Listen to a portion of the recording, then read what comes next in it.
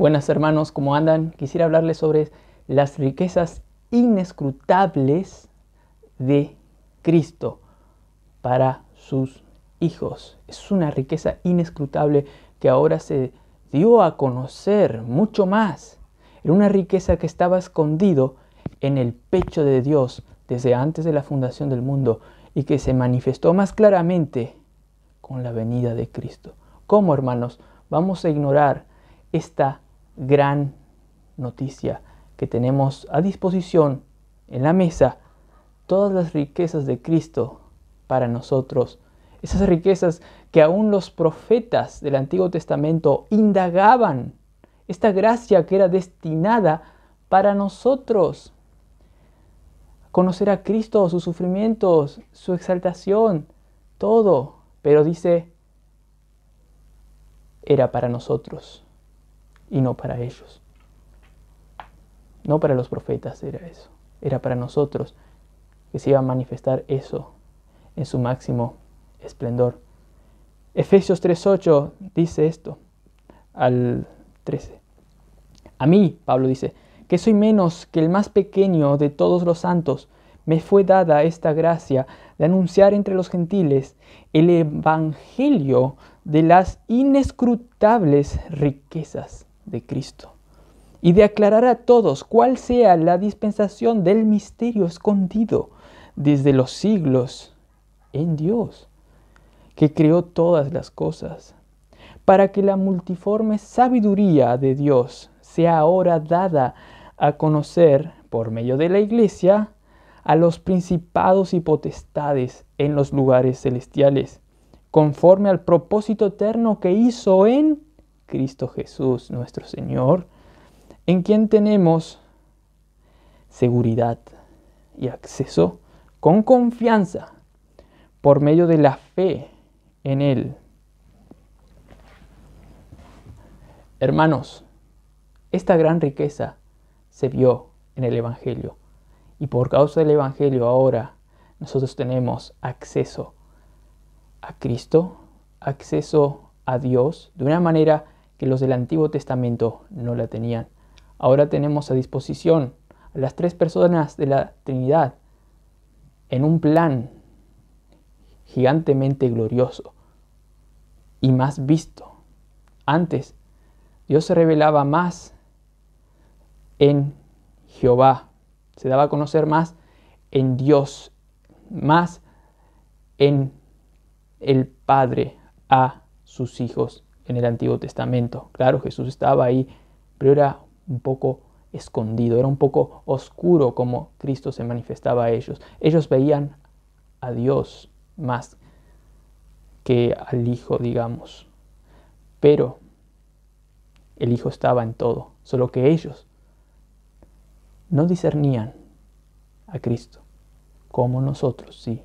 Los profetas, como dije, indagaban a Cristo, pero no podían disfrutar todo, porque era la gracia, al fin y al cabo, destinada para nosotros, hermanos. Y aún los ángeles, dice aquel pasaje, aprendieron cosas nuevas por medio del Evangelio aplicado ahora en nosotros. Los ángeles siguen aprendiendo cosas nuevas al ver la gracia que ahora nosotros experimentamos. Experimentamos a Cristo, sus riquezas, su obra en la cruz aplicada en nosotros por el Espíritu Santo, la muerte a la ley, vivir una vida resucitada, la vida de Cristo. Y ellos experimentaron, los ángeles, ver algo mucho más glorioso que la creación del universo. Ellos ahora experimentaron en esta dispensación cómo Dios creó un nuevo organismo de una manera mucho más expresa. Hizo la paz entre los gentiles y los judíos para crear un nuevo hombre, como dice Efesios 3 o Efesios 2 si no me equivoco. Ahora aún los ángeles aprenden de esta riqueza de la gracia de Dios. Ahora, hermanos, ¿cómo nosotros vamos a desaprovechar esta gran riqueza de Cristo en nuestras vidas. A veces como que queremos vivir todavía en el Antiguo Testamento, queriendo seguir nomás las leyes, pero no discernir y disfrutar de las tres, digamos, entidades que son una realmente, que es Dios en tres personas, el Padre, el Hijo y el Espíritu, que son la vida. Queremos, sin embargo, como seguir las leyes nomás, como queremos ir al Antiguo Testamento y vivir a la luz de lo que ellos tenían. Pero nosotros ahora podemos vivir con algo mucho más glorioso. Al fin y al cabo, era glorioso, sí, la ley. Moisés brillaba al estar con Dios, pero sabía que eso era pasajero. No obstante, ahora hay algo mucho más glorioso que no es pasajero, dijo Pablo, que es Cristo en nosotros, hermanos. Y es algo tan glorioso que nos hace transformar a nosotros en eso glorioso. En gloria, al ver la faz de Jesucristo mediante la iluminación del Espíritu, que nos hace discernir todo lo que ya tenemos a Cristo por medio de su Evangelio, hermanos. Cristo, siendo pobre, vino aquí a la tierra para enriquecernos. ¿Cómo, hermanos? No agarramos esa riqueza. ¿Por qué no agarramos esas riquezas? ¿Por qué al ver las tribulaciones, al ver los problemas, no confiamos que Jesús ya venció el mundo de una manera gloriosa y rica? Porque la riqueza es riqueza porque es abundante, algo que no tiene límites, es algo infinito, es algo rico, tanto en abundancia, pero en todo lo demás, en preciosidad, en la rentabilidad que te sirve para comprar y vivir realmente aquí, te sirve para gastar y obrar con esas riquezas espirituales, pero sin esas riquezas, hermano, ¿cómo vamos a poder vivir la vida con sentido? No vamos a encontrar ese sentido que le decía decir a Pablo: para mí el vivir es Cristo. Les quiero contar una ilustración para entender lo que puede pasar en un cristiano que contempla a Cristo en sus vidas. Y eso le va a hacer obras. Un día del mes de julio se realizó una conferencia de pastores, ¿no?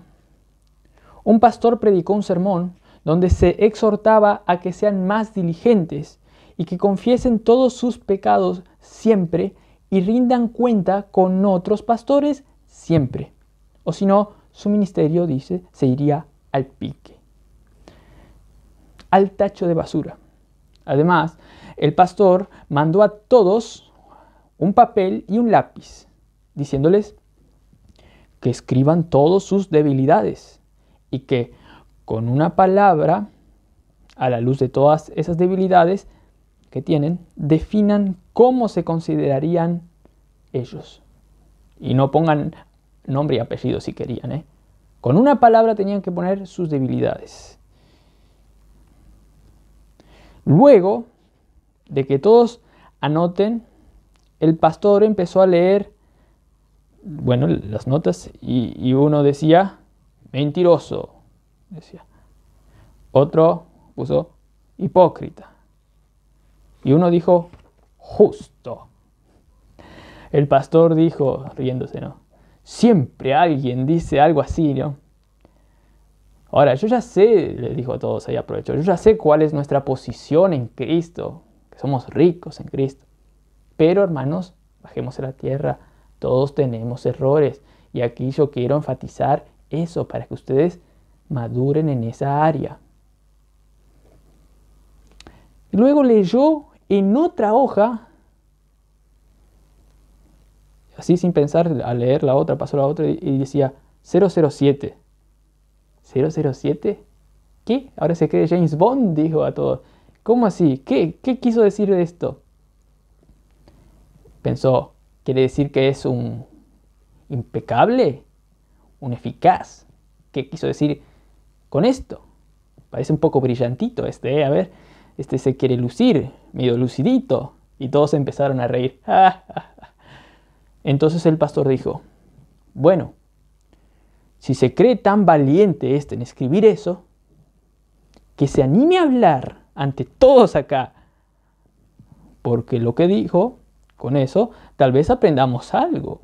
Aplicó la táctica de Herodes, de la astucia de Herodes, a los reyes magos, para que Cristo venga y... Entonces se levantó uno y dijo, hablando respetuosamente, les digo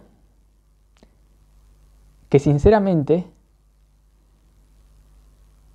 obtuve más edificación sobre cómo tener un buen ministerio al hablar con un hermano en el teléfono, que me dijo que él se dio cuenta que no tenía paz y ni tenía gozo en su vida cristiana. Y todo le parecía sin sentido, hasta que discernió espiritualmente que tenía toda bendición en los lugares celestiales en Cristo Jesús, por medio de su obra en la cruz. Y me dijo, al pasar a ser una persona secundaria, ni eso, siquiera yo capaz que era eso que a veces pasaban por un segundo en la película, ahora pasé a ser el protagonista, el 007. Porque ahora yo puedo vivir con las riquezas de Cristo, considerando a Cristo en mí, sin que eso signifique que yo también no sea pecador. Al contrario, yo soy el más pecador de todos los santos, pero me veo muerto a la ley y vivo para Dios, por lo tanto con la justicia de Él. Y puedo actuar porque Cristo vive en mí de una manera eficaz. Así que, sigue diciendo sinceramente, ahora él habla, ¿no? El que se levantó.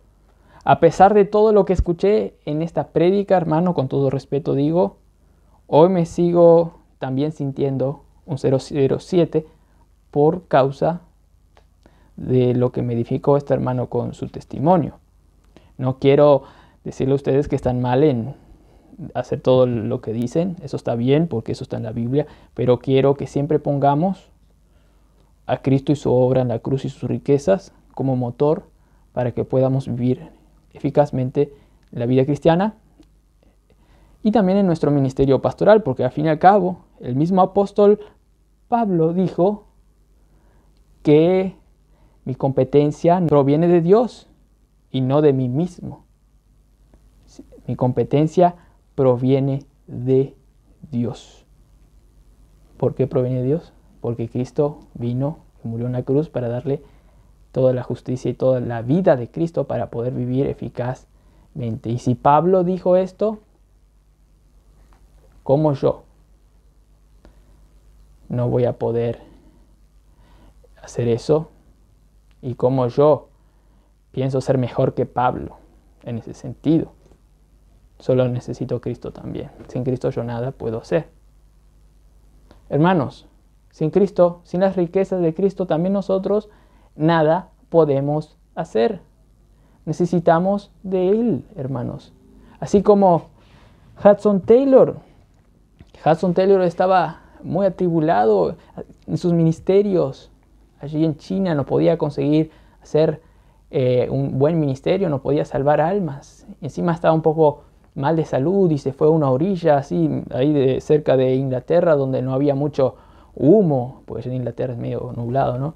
Y se fue ahí para descansar y fue a una iglesia y todos los jóvenes estaban como despreocupados, los jóvenes. Y entonces pensó, ¿por qué? ¿Por qué? Yo que me trabajo y estos están como despreocupados con gozo del Señor. Y yo, pero luego recibí una carta de uno que le mostraba las riquezas de Cristo, en otras palabras. Y entonces Hudson Taylor dice, Dios me ha hecho un hombre nuevo ahora. Habiendo yo sido ciego, ahora veo. Siento como que si me hubiera amanecido la aurora de un día glorioso. Las riquezas de la gloria de Cristo es glorioso, porque el Evangelio es glorioso. Como dice también el Evangelio glorioso de Cristo en 2 de Corintios 3. Lo aclamo tembloroso, mas con fe. Me parece que estoy a la orilla apenas, pero de un mar insondable. Haber gustado apenas, pero de aquello que satisface por completo. Ahora me parece que Cristo es, en verdad, todo el poder, que el único poder para el servicio, la única base para un gozo inagotable. Hermanos, si tenemos a Cristo, tenemos todas las riquezas de esa gran gloria, esa perfección divina, de esa gracia manifestada en el Evangelio, manifestada en hechos. Solo tenemos que aceptar y vivir con ese poder. Que tengan un buen día en Cristo Jesús.